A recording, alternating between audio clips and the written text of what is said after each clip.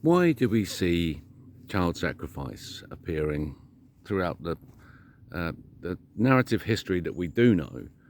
We see child sacrifice appearing all the time in the literature and symbology, and we also see it in evidence of real bodies.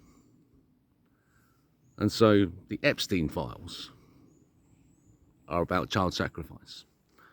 The recent documentary Double Down News tells us an important fact. The system on which we stand requires old men to fuck about with 16-year-old girls in the most serious way possible, to hurt them sexually, to corrupt them utterly. Old men and 16-year-old girls. Now, you know that for a fact, and you know that that's going to be hidden from you. Trump's now proven to you you're not allowed to know that your world stands on child sacrifice.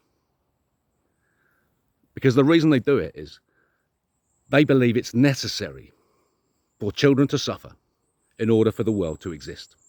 Truly. Because they listen to Satan. So Satan convinces them that he's God, that he runs the world, and that child sacrifice is necessary. So they've industrialized it and hidden it. But it's now falling out everywhere. And the Epstein files reveal it.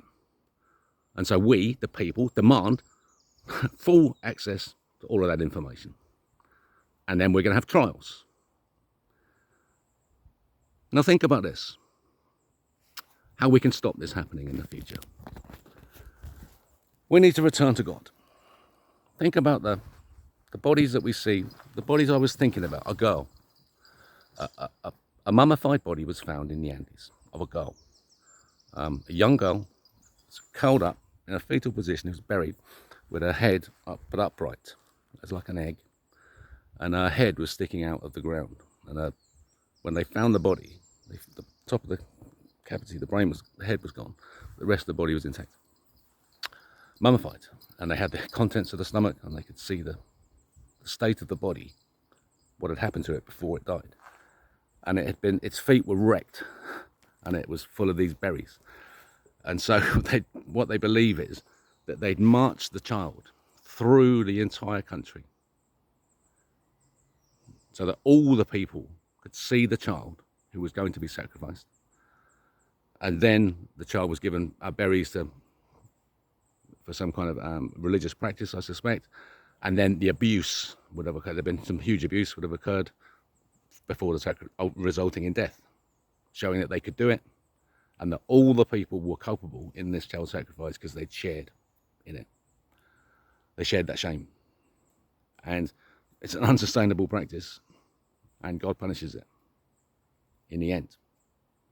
And so this is the world that we live in, Satan's world, where child sacrifice has been industrialized and hidden. So are you ready for the future to begin? The information that I have on engineering, Dr. Victor Levy, will be the foundational cornerstone of the trial of Nuremberg 2. Because the Earth's the centre of the universe, God exists, and it's provable. And it's provable in the engineering that science has already got in 1915, Dr. Levy and the V. Levy papers about plasma lensing. Proving the Earth's the centre and how to control reality, how to be in charge.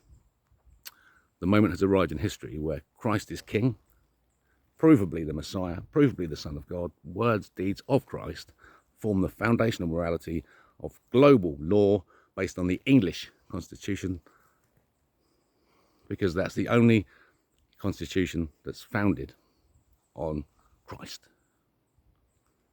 And so it's the only one that's suitable for the foundation of the Nuremberg 2. Ready? Ready? The elites are over because they've been worshipping Satan. And when you know that's true, you know who's really in charge. It's God. Because if Satan exists, then God exists. He's watching you, and he loves you with all his heart. Welcome home. Welcome home, human beings. The future's truly begun.